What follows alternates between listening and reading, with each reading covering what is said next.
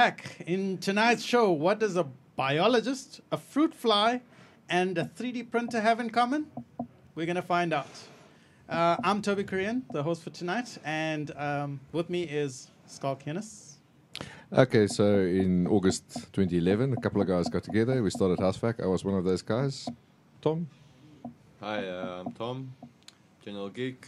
Catch me at tomvanderbond.co.za.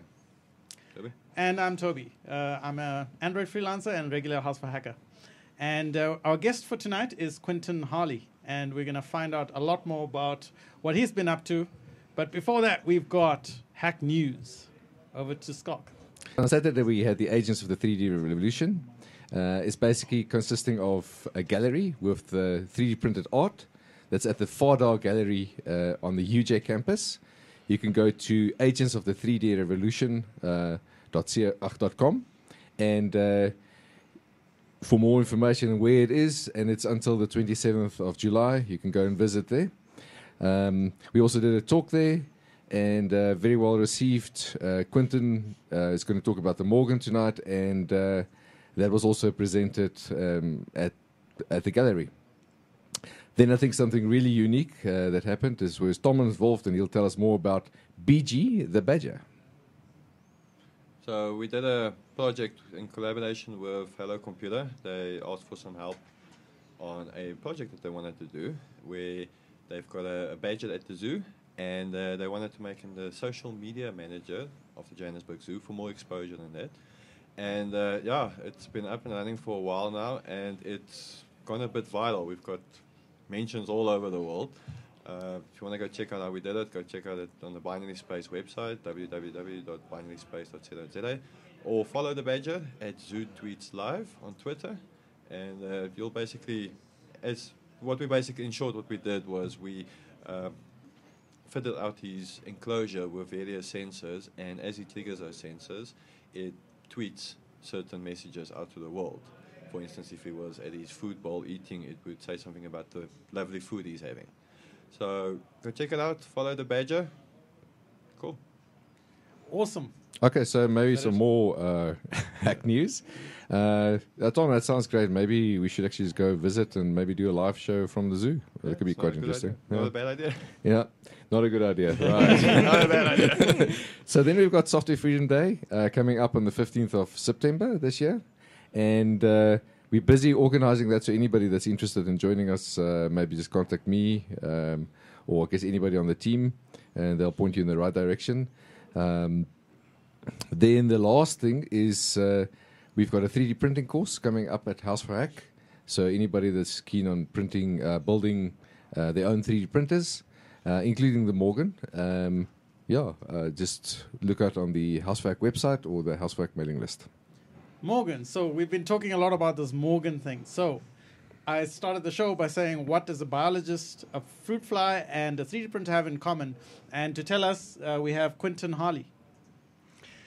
Well, Reprap Morgan is a self-replicating 3D printer. It got its name in true Reprap tradition from a deceased biologist, and the one I chose for a very specific reason, and you'll see why now, is Thomas Hunt Morgan. This guy did research on fruit flies in basically following genetic traits, and he found the latent genes of the fruit fly, where you could have two very ordinary-looking fruit flies as parents, and a very strange-looking red fruit fly with red eyes and curly wings, and Reprap Morgan is kind of like that. It's a little bit different in that it doesn't have the normal XY carriage that carries the tool head around. It basically has these SCARA arm-like configuration, where you steer the arm or steer the tool head with angles instead of X and Y.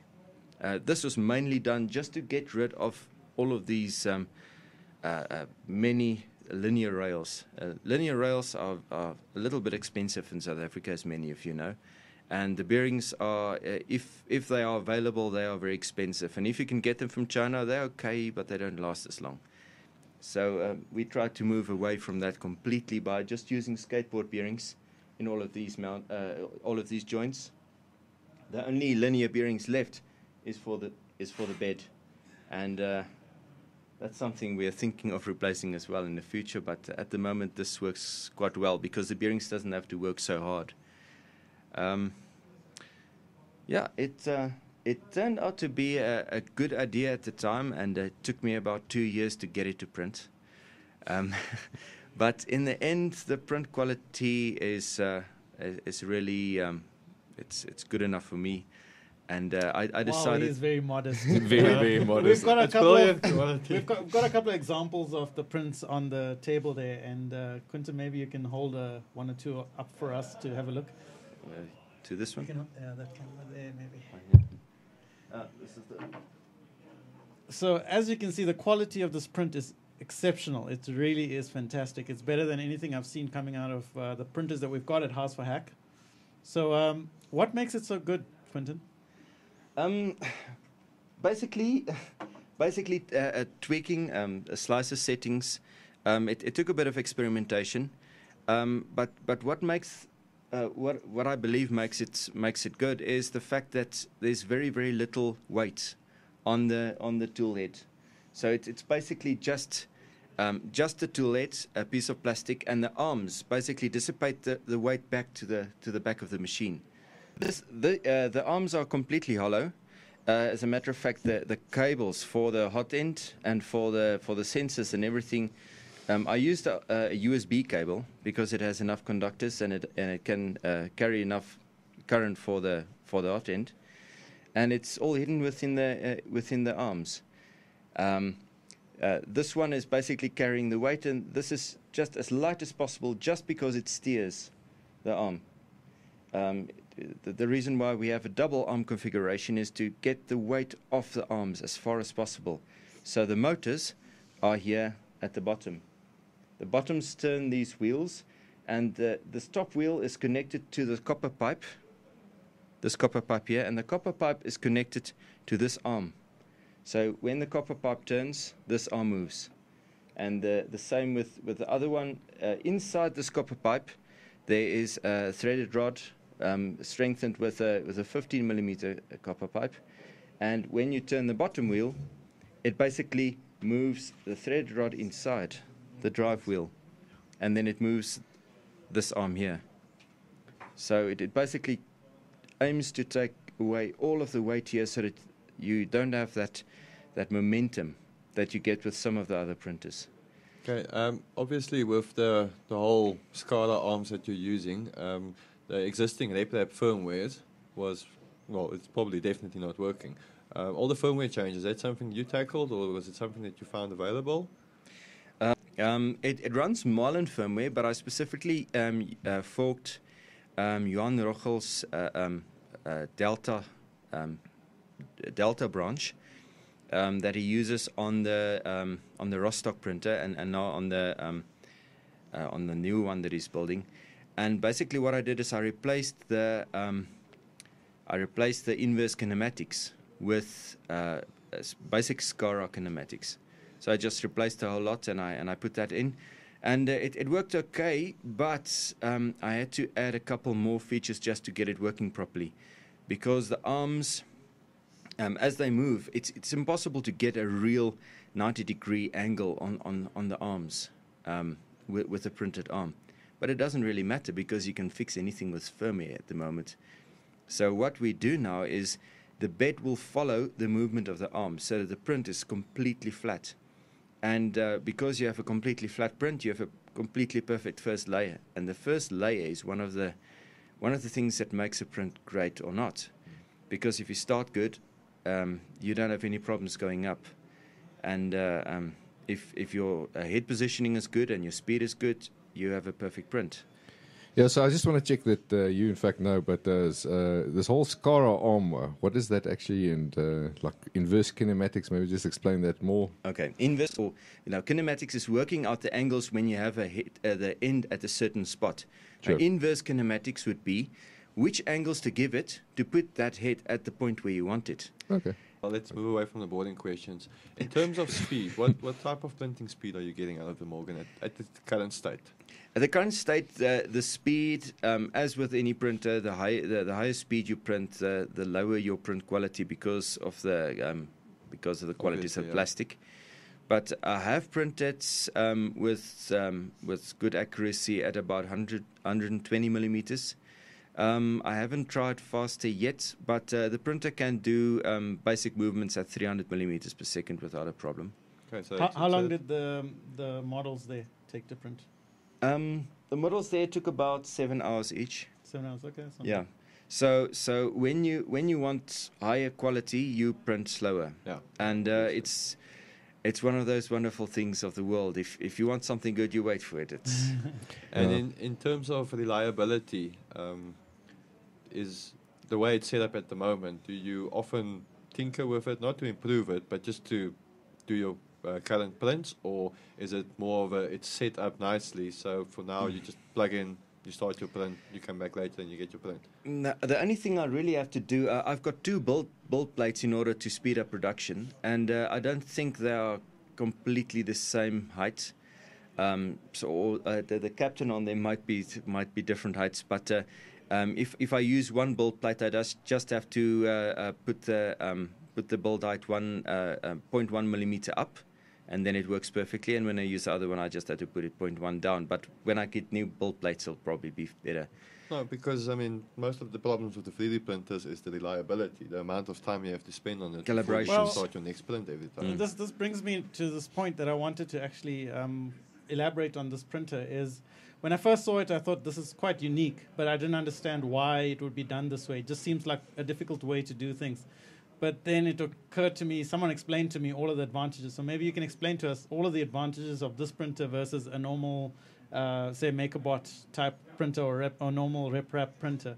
Okay, the first advantage obviously would be cost, because most of the expensive hardware parts are replaced with more available parts like 6 or 8 skateboard bearings.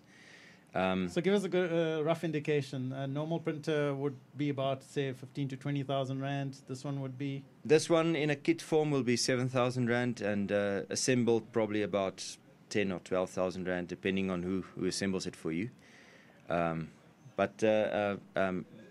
of these tiny little things I've seen at some of the shows can be with about a quarter of the bolt plates. You can have 15,000 rand. So I think the advantage is that the common bolts elements are cheaper. The second advantage is it's much easier to assemble, despite how it looks.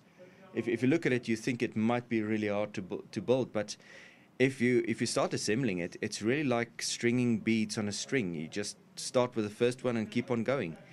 There's no measuring between components. You just tighten them until they're tight to each other, and when they're tight, they're ready. Okay, so assembly is definitely a lot easier on this Yes. printer. About how long does it typically take to assemble one of these? If I have all the pieces available, I do it in about 4 or 5 hours. Wow. That's fantastic. Our first printer took 2 months, and it still has balls falling out of it. It's still not finished. Okay, so that's another huge advantage. The other obvious advantage to me is that you can pretty much pick it up with one hand and move it around, whereas all of the printers that we've got here, they stick in one place and you don't touch it, otherwise it goes off calibration It's like and all 3 sorts of people things. to set the whole Yeah, thing no, up. these printers have really been traveling well, and they have been traveling because a lot of people want to see them. And the nice thing about it is you basically move the arms out like this, and you just grab it there between the 2 arms, and there you go. And you throw it in the car, and I bring it here and put it down, and I don't have to do calibration. The reason why this machine is so robust with the calibration is because the whole frame is under stress. It's not trying to be perfect. It's just trying to survive under the stress. So it stands right at the same spot every time you put it down. These pipes are crossed, and they're basically trying to turn the platform into the outside on both sides, and they kind of average each other out. And if you look at the frame itself, the plate at the bottom has no it has no effect on the print quality itself. The top plate, the position of it is not important. If you look at it, at this one at the moment, the top plate is a little bit skew, but it doesn't change anything because there's a top bracket and a bottom bracket that keeps the linear rods parallel to the copper pipe, and that's the only thing that is important here. It uses Hall effect sensors to calibrate the angles, and because the magnets are not used on axis but off axis, it basically slides the magnet into the correct spot. The transition phase is very, very sharp, so it stays wonderfully accurate. I've calibrated this machine last about a week ago because I just wanted to check how far it was out, and it really wasn't. Yeah, wasn't I think out at all. that's a great advantage of this particular printer. So last week, Tuesday, you got some exceptionally good news. So maybe just tell us a bit about that. Yeah, I was here at House for Hack. We were just playing with a guy's printer that had a problem. There was some shift in one of the axes, and I got the mail, and I just stared at it, and I went to sit down, and one of the guys asked me, "Good news, wife pregnant or something?" And it was infinitely better news than that. Whoops, we'll leave that out. Oops. Yeah. So I got a mail from Kartik Gowda, the man that thought about this prize. The Gowda Prize was a way for the Reprap Foundation to get people to move back to making printers that can reproduce. Because in the beginning it was a good idea. Everyone wanted to make printers for each other. But then to cut costs, they basically moved away from that. They started doing laser cut forms, and they started to do injection molding. And unfortunately, doing that, they stopped development. They just did whatever was easy and cheap to do, and they started focusing more on marketing than on actually making better printers. So the guys at Reprap Foundation decided that they wanted to have some kind of incentive for people to get back to making a printer that can actually replicate itself at a good price point, so that people in countries where they don't have access to laser cutters and CNC machines and injection molded parts imported from China, that they can still help each other to get more 3D printers. So maybe I think we're sort of coming to the end of the show, but maybe just sort of what is next? Where to next? Where to next? Next is this Gowda Prize is going to help us to put a decent sized bot farm in House for Hack. So we'll be helping people to get 3D printers in order to help other people to get 3D printers. In the end, it's not about the 3D printer. It's about the tool. If you see some of the things that people dream up and make just because they have a 3D printer, just because it's possible to make this stuff, it just boggles the mind. I've been at this Agents of the 3D Revolution, and some of the designs people have come up with is just phenomenal. So if we can put these tools in the hands of students, I wish I had a machine like this as a student. I would have made wonderful projects. So yeah, that's the aim. It's the aim is to put the tools in the hands of the people with the ideas, and we are going to keep working on making the printers better and cheaper. It's not always mutually inclusive, but if I can get better print quality for less costs, it's a win-win. So that's going to be the focus for the Reprap project. So we were sort of talking at the over the weekend about this, but having maybe one of these printers at African School for Excellence, which is a school in Tsakani that we sort of involved in. Just imagine those kids and the exposure they can get from something like this, and I can really see this printer actually working in like this school environment where you don't need a lot of supervision, you don't need a lot of tweaking. You can literally just turn it on and start printing, and maybe even fix it and improve it, right? Yeah, and the nice thing about this printer is because PLA is my material of choice, and not because of any of the mechanical properties of it, but it can print cold. So it can be safe for children. You don't have to print on a 60 or 90 or 110 degrees print bed, so little fingers won't be toasted on it. So it's an important thing to think about, and it also brings the cost down even more. So one of the things we should look at in the country is to try and get the raw material PLA into the country for cheaper, so that local extruders can make these filaments for us at a better price. As with all printers, the actual build material or the inks, or in this case the filament, is one of the most expensive things. So we'll have to work on that. Awesome. So basically, just to wrap this up, right? So you've invented this new type of printer that's won you a prize. It's a world first. It's the cheapest printer that you can probably build currently. It's one of the easiest to use. It makes one of the biggest size prints that you can because of that height that it's got. And did I miss something? It's awesome. It's basically the most awesome It's printer. proudly South Africa. And that's not all, guys, because first of all, we've got the inventor right here in South Africa at Haasvaak.